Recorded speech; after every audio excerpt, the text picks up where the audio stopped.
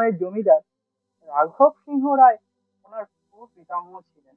উনি তার উত্তরাধিকারী।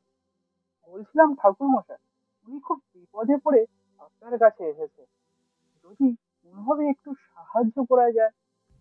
আসল সমস্যা যেখানে, সেই গ্রামের কোনো পিশাচসিদ্ধ তান্ত্রিকের কাছে যাই ভালো। এ বড় কঠিন কাজ। আমারও বয়স হয়েছে।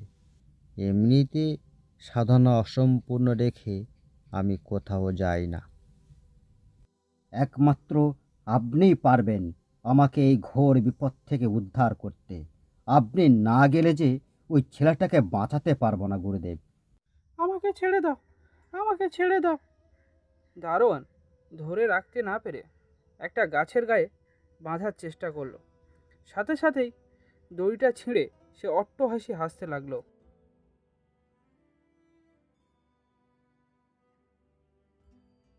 দেখেছো ভাইয়া, ছেলেটি কেমন মেয়েলি গলায় কথা বললো। যা বলেছো ভাইয়া, এমন দৃশ্য দেখতে হবে তা কখনোই ভাবিনি। থামো থামো, তোমরা ওকে বেঁধে রেখে কোনো লাভ নেই।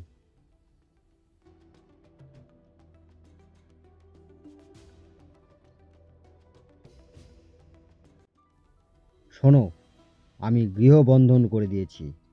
আপাতত মণিমাধবকে বেঁধে দিয়েছি। তোমরা কেউ ভুল করে এই গণ্ডির ভেতরে পা রাখবে না। আর যদি পা রাখো, তাহলে কিন্তু ভয়ঙ্কর বিপদ ঘটে যাবে। মণিমাধবের উপর ভর করেছে এক প্রেতাত্মা। মৃত্যুর পরে কিছু অতৃপ্ত আত্মা কিছু অশুভ শক্তির বলে মায়াবী রূপ ধারণ করতে পারে। তাই মায়া বলে তোমাদেরকে আক্রমণ করতে পারে। তাই খুব সাবধান।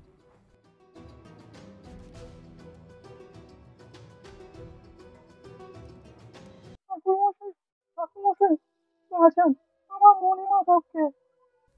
আপনার ছেলে ঠিক হয়ে যাবে। নিন, সবাই মিলে বলুন, জয় তারা, জয় মা তারা, জয় জয় তারা।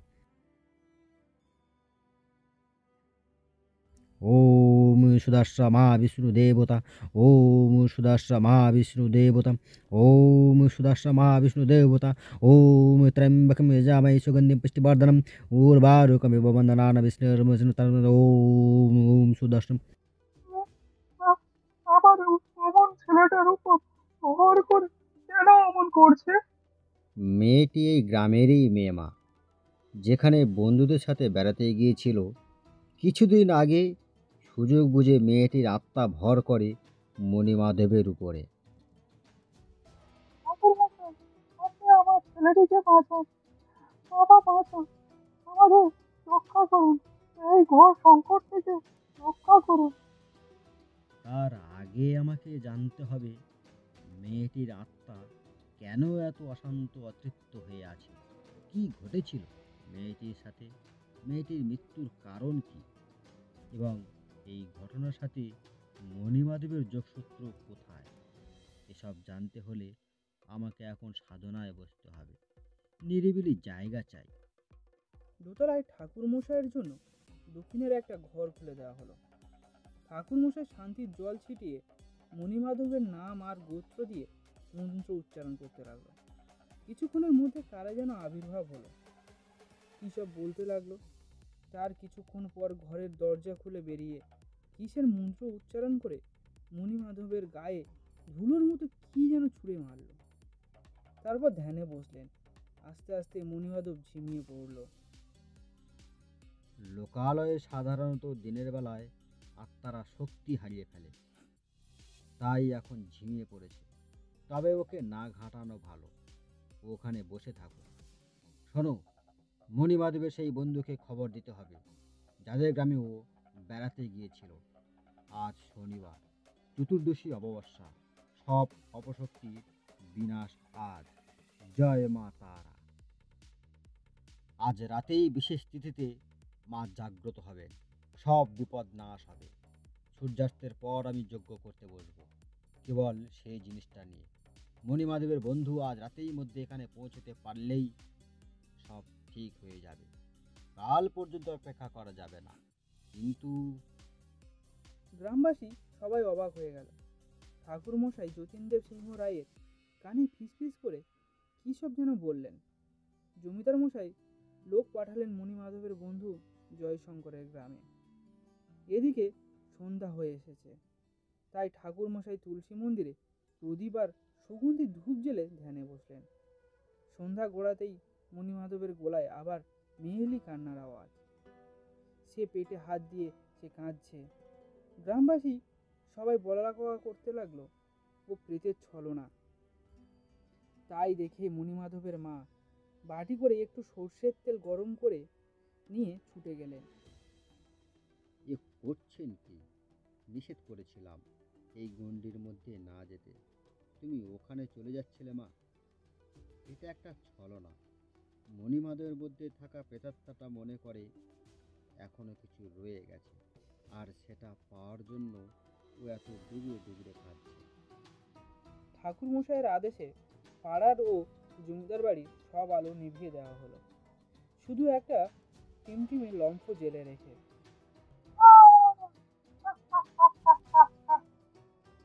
সেই আওয়াজ শুনে জমিদার যতীনদেব সিংহ রায় লম্ফটা একটু বাড়িয়ে দিলেন। লম্ফটা বাড়িয়ে দিতে চারিদিকে একটু যেন আলোকিত হলো, আর সেই আলোয় দেখা গেল এক বীভৎস নারী মূর্তি বেরিয়ে এলো মণিমাধবের শরীর থেকে, যেন সদ্য নরক থেকে উঠে এসেছে সে। ঠোঁটের কষ বেয়ে লাল গাঢ় রক্তের ধারা গড়িয়ে পড়ছে, বিকৃত মুখমণ্ডল, ভয়ঙ্কর চেহারা, গলায় পেঁচানো অসংখ্য বটের ঝুড়ি নেমে এসেছে পেট পর্যন্ত। মেয়েটার নাভি ফুঁড়ে বেরিয়ে এসেছে একটা বড় আকারের মাংসের ঢেলা, যার বেশিরভাগ পুড়ে গেছে, যেন মনে হচ্ছে বিষে নীল হয়ে গেছে। সেখান থেকে যেন ধোঁয়া বেরিয়ে আসছে। তবে তো আজ তোকে খতম করে তারপরে যে আমার মুক্তি।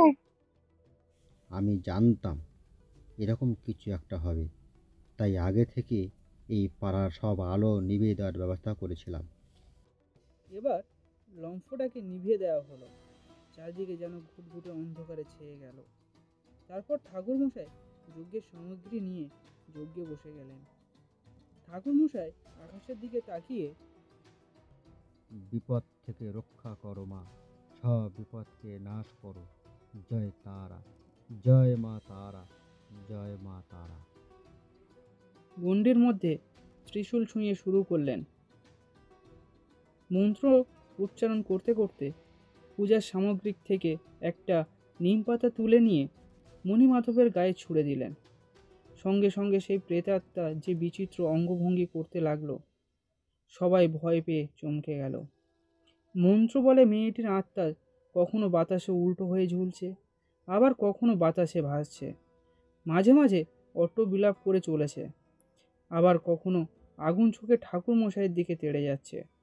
কিন্তু ঠাকুরমশাইয়ের কোনো সেদিকে ভ্রুক্ষেপ নেই, তিনি মন্ত্র পড়ে চলেছেন। সেই জিনিসটা না আসা অবধি আমাকে ধ্যান করে যেতে হবে। তোমরা কেউ অবৈধ হয়ে হটকারিত হয়ে ভুল সিদ্ধান্ত নিও না যেন। নিয়ম ভঙ্গ হলে তাহলে কিন্তু আর মণিমাধবকে বাঁচানো যাবে না, একথা মাথায় রেখো। ইতিপূর্বেই মাধবীলতাকে অন্দরমহলে পাঠিয়ে দেওয়া হয়েছিল, এই ভয়ঙ্কর দৃশ্য যাতে চোখে না পড়ে, তাই তাকে মণিমাধবের সামনে থেকে সরিয়ে নেওয়া হয়েছিল। না, সে এখনো যায়নি। সময় মতো আবার সে ঠিক ফিরে আসবে। রাত 11টা বেজে গেছে। মণিমাধবের বন্ধু জয়শঙ্কর কিছুক্ষণ আগেই চলে এসেছে। ওই কথাটা জয়শঙ্কর বলেছিল। তার হাতে লাল বাক্স দেখে সবাই কৌতূহলী হয়ে উঠেছিল। ঠাকুরমশাইয়ের দিব্য দৃষ্টিতে জয়শঙ্করের উপস্থিতি বুঝতে পেরেছিল। দাও আমাকে। বাক্সটি নিয়ে ঠাকুরমশাই গণ্ডির ভিতরে রাখতেই মেয়েটির প্রেতাত্মা যেন কোথা থেকে মাটি ফুঁড়ে আবির্ভূত হলো। জয়শঙ্কর আসার পর লম্ফটা খানিকক্ষণের জন্য জ্বালানো হয়েছিল।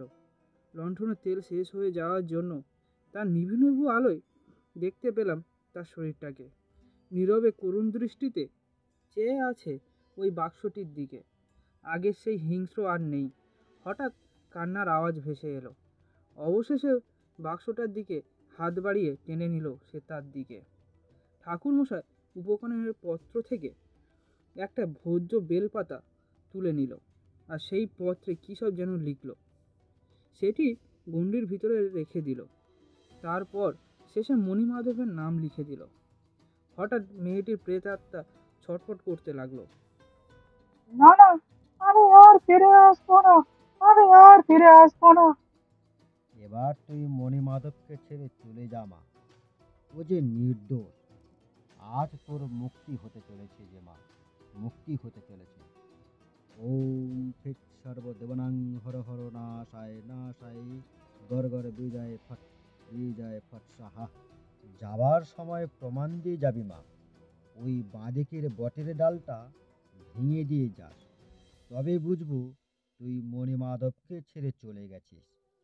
এ কথার অন্যথা হলে কিন্তু মা রুষ্ট হবেন, না হলে তোর সব মুক্তির পথ বন্ধ হয়ে যাবে। সবাই দেখল মণিমাধবের শরীর থেকে একটা সাদা ধোঁয়া বের হয়ে এলো এবং বটের ডালটা ভেঙে দিয়ে চলে গেল। চলো চলো ভাইয়া, গুরুজির কাছে যাই, চলো চলো। নিশ্চিন্ত হলাম ভাই, তুই সেরে উঠেছিস। আপনি আপনি দয়া করে সবকিছু খুলে বলুন ঠাকুর মশাই। কেন প্রেতাত্মা মণিমাধবের উপর ভর করেছিল? ওই বাক্সে এমন কি ছিল যা দেখার পর মেয়েটির আত্মা অমন নিস্তেজ হয়ে গেল? হ্যাঁ হ্যাঁ, আমি সব কিছুই খুলে বলবো। তার আগে তোমরা একটু শান্ত হয়ে বসো দেখি, আমাকে একটু জল দাও। জমিদার মশাই, আপনি এত কষ্ট করে আনতে গেলেন কেন? যেখানে ঠাকুর মশাই উপস্থিত আছেন সেখানে অন্য কাউকে কিভাবে পাঠাই বলুন? আর মণিমাধবের মাথায় হাত বুলিয়ে দিচ্ছে, তাই নিজেই নিয়ে চলে আসলাম। আহ, কি তৃপ্তি পেলাম! প্রথম মণিমাধবকে দেখতেই আমি বুঝতে পেরেছিলাম যে মণিমাধবের কিছু একটা হয়েছে। বুঝতে পেরেছিলাম সে কারো দ্বারা নিয়ন্ত্রিত হচ্ছে। এক ভয়ঙ্কর প্রেতাত্মার টের পেলাম ওর শরীরে। ধ্যান যোগে অতীতে ফিরে গিয়ে এক মর্মান্তিক ঘটনা দেখলাম চোখের সামনে। কি এ জয়শঙ্কর, ঠিক বলেছি তো? হ্যাঁ ঠাকুরমশাই, আপনি ঠিকই বলেছেন। মেয়েটির নাম ছিল রানী। আফসোস যে সে মারা গেছে। তার জন্য দায়ী এক ভণ্ড প্রতারক। আর সেই প্রতারকের নাম বিজয়। আমি ধ্যান যোগে দেখেছি রানীর মৃত্যুটা স্বাভাবিক নয়। বিজয় সে তো মণি আর পরেশের বন্ধু। এই বাড়িতে পরেশের সাথে আসতে দেখেছিলাম কয়েকবার। হ্যাঁ, এই বিজয়ের সাথে জয়শঙ্করদের গ্রামের অমর দাসের মেয়ে রানীর পরিচয় হয়। রানী বিজয়দের সমগোত্রীয় ছিল না, বিজয়দের বাড়ির কেউ মানবে না, সে কারণে রানীর বাবা মায়ের সম্মতিতে রানীকে বিয়ে করে। তারপরে বিজয় রানীর সাথে কিছুদিন সংসার করেছিল। মোটামুটি সব কিছু ঠিকঠাকই চলছিল। একদিন নিশিতে রাতে সবাই যখন ঘুমাচ্ছিল, তখন রানীর সমস্ত গহনা ও রানীর মায়ের সমস্ত গহনা, তার করা সমস্ত জমানো পুঁজি চুরি করে কোথাও যেন উধাও হয়ে গেল। রানী তখন 3 মাসের অন্তঃসত্ত্বা। রানীর বাবা বিজয়কে ভালো ছেলে মনে করে ঘর জামাই রেখেছিলেন। পরেশ আর খোকন এই বিয়েতে মত দিয়েছিল। পরেশ ভেবেছিল বিজয়ের পরিবার যখন মানবেই না, তখন বিয়ে করে গ্রামেই থেকে যাক, পরে বাবা মাকে বুঝিয়ে সুঝিয়ে কাউকে নিয়ে শহরে চলে যাবে। কিন্তু ওরা জানতো না যে বিজয় অমন একটা ঠকবাজ ছিল। বিয়ের পর সবকিছুই ঠিকঠাক চলছিল। কিছুদিন পর থেকে রানীর একটা একটা করে গহনা উধাও হতে থাকে। সেগুলি আর কোনো হদিশ পাওয়া গেল না। রানীর বাবা ভেবেছিলেন নতুন কোনো ছিচকে চোরের কাজ। তাই রানীর বাবা ঠিক করলো সব কিছু নিজের ঘরে নিজের কাছে রেখে, তার সিন্ধুকের মধ্যে রেখে চাবিটা নিজের কাছে রাখবেন। কিছুদিন বন্ধ থাকলেও আবার পরেও চুরি হতে থাকলো। আসলে তিনি ভাবতে পারেননি যে তার ঘরের জামাই চুরিটা করছে। এইভাবে চলতে চলতে রানী যখন 8 মাসের অন্তঃসত্ত্বা, তখন রানীর সন্দেহ হয়। সে একদিন রাতের আঁধারে বিজয়কে চুরি করতে দেখে ফেলে। সে খুব শখ করে দুটো ভারী সোনার বালা পুঁতে রেখেছিল বাড়ির পিছনে ওই বট গাছের নিচে লাল কাপড়ে মোড়া বাক্সের মধ্যে করে। একদিন রাতে খাবারে ঘুমের ওষুধ মিশিয়ে সব কিছু নিয়ে পালিয়ে যায় ওই বিজয়। তখন রানী 8 মাসের অন্তঃসত্ত্বা, সব কিছু হারিয়ে ওর বাবা পাগলের মতো হয়ে গেল। সারাদিন পথে পথে ঘুরে বেড়ায় কিছু সাহায্যের আশায়। রানীর মাও শয্যাশায়ী হয়ে পড়লেন। রানী এসব সহ্য করতে না পেরে বিষ খেয়ে ওই বট গাছের নিচে বটের ঝুড়ি গলায় জড়িয়ে আত্মহত্যা করে। গর্ভে ভ্রূণটা নষ্ট হয়ে যায় বিষের প্রভাবে। তারপর থেকে রানীর অতৃপ্ত আত্মা ওই বট গাছে বাসা বেঁধেছিল। এই মর্মান্তিক ঘটনার পর বেশ কয়েক বছর পর গত সপ্তাহে মণিমাধব পরেশের সাথে বেড়াতে গেল জয়শঙ্করদের গ্রামে। মণিমাধব যেহেতু বিজয়ের বন্ধু, তাই তার সব রাগ গিয়ে পড়ল মণিমাধবের উপরে। তার মনে এই ধারণা জন্মেছিল, বেঁচে থাকতে মণিমাধব সব কিছু জেনে শুনে তাদেরকে বিয়ে দিয়েছিল। তাই যখন মণিমাধব পরেশের সাথে ভর দুপুরে ওই বট গাছের ছাওয়ায় বসেছিল, সেই মুহূর্তে রানীর আত্মা প্রবেশ করেছিল ওর শরীরে। প্রথম দিকে কিছু মনে হয়নি। শহরে আসতে নানা উৎপাত শুরু হয়ে যায়। বিয়ের সময় রানী শুনেছিল মণি আর বিজয়ের বাড়ি এক পাড়াতে। তাই সে মণিমাধবের শরীরে ঢুকেছিল, যাতে বিজয়কে খুঁজে দুজনকে একসাথে হত্যা করতে পারে। ধ্যান জ্ঞানে জানতে পারি ওই গহনার বাক্সটা এনে দিতে পারলে সে আবার শান্ত হতে পারবে। কারণ গহনার বাক্সটা ছিল তার খুব প্রিয়। বছর না ঘুরতেই যদি পিণ্ডদান না করা হয়, তাহলে আবার বিপদ হতে পারে। রানীর আত্মা তার গর্ভের সন্তানকে এখনও অনুভব করে।